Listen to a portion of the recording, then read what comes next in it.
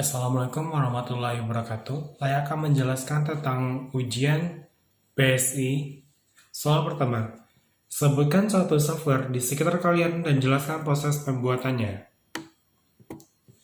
Satu, perangkat lunak in-house, yaitu bagian struktur berupa SE, telepon, keputusan kamus data. Kode, uji, 3LG, 4G, uji, white box, and black box. Perangkat lunak komersial atau vendor. Kelebihannya, implementasi cepat, penghematan biaya, estimasi biaya, dan reliabilitas waktu. Kekurangannya, kesesuaian rancangan sistem yang tidak baik, ketergantungan pada vendor. Penilaian kinerjanya, pengoperasian, dokumentasi, kemudahan pembelajaran, kemudahan penggunaan. Caranya, tentukan angka penilaian, tentukan bobot, beri penilaian, hitung skor, hitung angka penilaian, hitung biaya. Vendor A menawarkan paket aplikasi A, penilaian, vendor, kinerja profesional, dokumentasi, kemudahan pemakaian, kendali, dukungan, harga. Penilaian bobotnya berupa penilaian vendor, kinerja, pengoperasian, dokumentasi, kemudian belajar, kendali, dan dukungan. Soal kedua, berikan contoh real rencana implementasi sistem. Tahap implementasi sistem itu memiliki beberapa langkah. Yang pertama, menerapkan rencana implementasi. Ini dimaksudkan untuk mengatur biaya dan waktu yang dibutuhkan selama implementasi. 2. Melakukan kegiatan implementasi. Itu memilih dan pelatihan personil, memilih tempat dan instalasi, pemrograman dan pengetasan program, pengetasan sistem, dan konversi sistem. Yang ketiga, tindak lanjut implementasi, yaitu analisis sistem masih perlu melakukan tindak lanjut. Bertujuan untuk sistem baru diimplementasikan agar analisa sistem melakukan pengetasan penerimaan sistem. Tahap proses implementasi. Menerangkan rencana implementasi. Pertama itu bagaimana kelengkapan infrastruktur, kemudian seberapa besar budget untuk satu infrastruktur. Yang ketiga, apakah infrastruktur tersebut disiapkan mencatat sebuah kebutuhan yang harus didapat atau dibeli.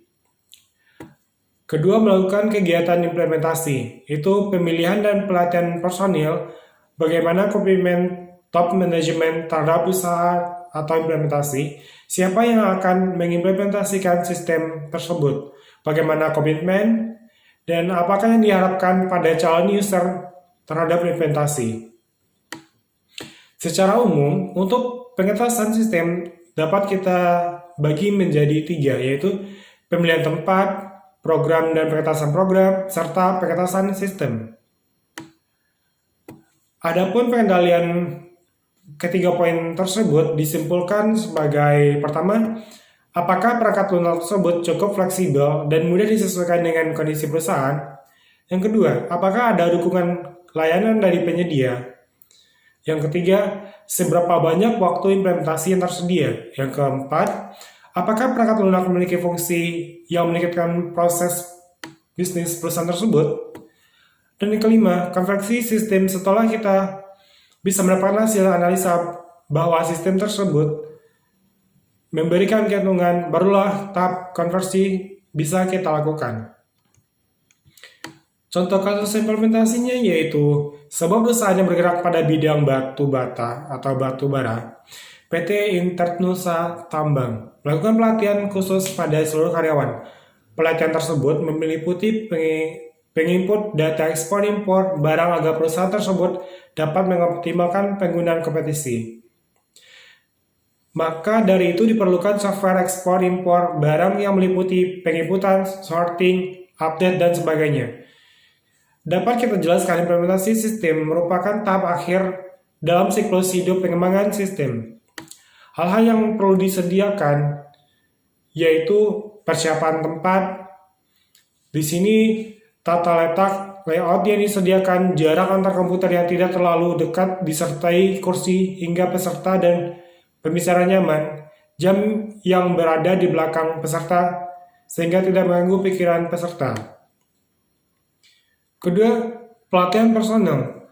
Pelatihan personal itu meningkatkan keterampilan dan kemampuan personal. Kelompok-kelompok yang diberikan pelatihan berupa personil teknis, pegawai, manajemen umum, orang luar perusahaan, dan orang-orang nantinya yang akan menanamkan investasi pada perusahaan ini. Contoh pelatihan itu terbagi menjadi 3, in-house, terus pelatihan yang disediakan vendor, dan pelatihan jasa luar. Teknik dan alat bantu pelatihan. Yang pertama, teleconferring, yaitu pada sistem ini tidak menggunakan teleconferring karena karena semua peserta dapat ketepatan ke tempat yang telah diberikan. Perangkat lunak pelatih interaktif. Perangkat lunak dibutuhkan berupa computer based training, audio based training, video based training, video optical disc. Pelatihan instruktur, pelatihan magang, pelatihan prosedur, serta buku tes. Soal ketiga, jelaskan prosedur untuk meningkatkan maintainability, yaitu menggunakan SDLC dan SWLDC. Spesifikasi definisi data standar, penggunaan bahasa program standar, menciptakan modul-modul yang terstruktur dengan baik, mempekerjakan modul yang dapat digunakan kembali, mempersiapkan dokumentasi yang jelas, dan menginstal perangkat lunak. Soal keempat, jelaskan perbedaan antara real-time processing dengan online processing. Perbedaan real-time processing dan online processing yaitu real-time system adalah mekanisme pengontrolan, perekaman data, dan pemrosesan yang dapat dengan cepat sehingga output yang dihasilkan dapat diterima dengan tepat waktu atau relatif sama. Kelebihan dari real-time yaitu pemrosesan real-time akan sangat mensederhana siklus khas perusahaan.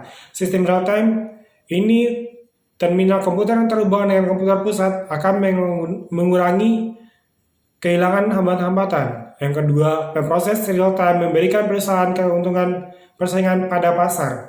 Yang ketiga, prosedur manual mempunyai kecenderungan untuk penghasilan kesalahan kritis, seperti nomor rekening yang salah, nomor kesediaan yang tidak valid, dan salah dalam melakukan perhitungan harga. Yang keempat, proses secara real-time akan mengurangi pemakaian kertas. Kertas adalah dokumen mahal untuk dibuat dan sering rusak. Sedangkan pada online processing, yaitu definisinya data langsung diproses saat itu dimasukkan. Penggunaan biaya harus menggunakan waktu yang singkat untuk jawaban. Keuntungan itu interaktif atau pengelolaan online memungkinkan pengguna untuk input data dan mendapatkan hasil dari pengolahan data yang segera. Online processing yaitu sebuah sistem yang mengaktifkan semua variabel sebagai pasukan data dalam kendali komputer induk. Informasi yang muncul merupakan refleksi dari kondisi data yang mutakhir. Pada proses online, ada kemungkinan terdapat data yang tidak valid yang masuk ke database. Waktu yang dibutuhkan untuk mengupdate data relatif lebih cepat pada batch processing. Yang kelima, jelaskan penggunaan software Capacitability Monitoring Method atau MCMM. Pengertian software capability monitoring model adalah merupakan mekanisme kualitas sebuah software development house yang dapat memberikan gambaran tentang kemampuan perusahaan. Suatu model kemampuan kapabilitas proses dalam membantu pendefinisian Kegunaan CMM yaitu pertama untuk menilai tingkat kematangan sebuah organisasi. 2. Untuk menyaring kontraktor yang akan menjadi pengembang perangkat lunak. 3. Untuk memberikan arahan dalam peningkatan organisasi. Yang keempat, sebagai alat bantu untuk menilai kegunaan kompetitif. CMM disusun dalam 5 tingkat. Yang pertama, level 1. Level ini, proyek pengembangan sistem mengikuti proses yang tidak konsisten. Proyek biasanya menentukan banyak krisis dan sering tidak dapat diulang. Dan sering melebihi anggaran yang direncanakan. Kedua, level 2. Pada level ini, proses dan pengelolaan proyek dibuat untuk mengikuti biaya proyek, jadwal, dan fungsional. Fokus proyek itu pada manajemen proyek.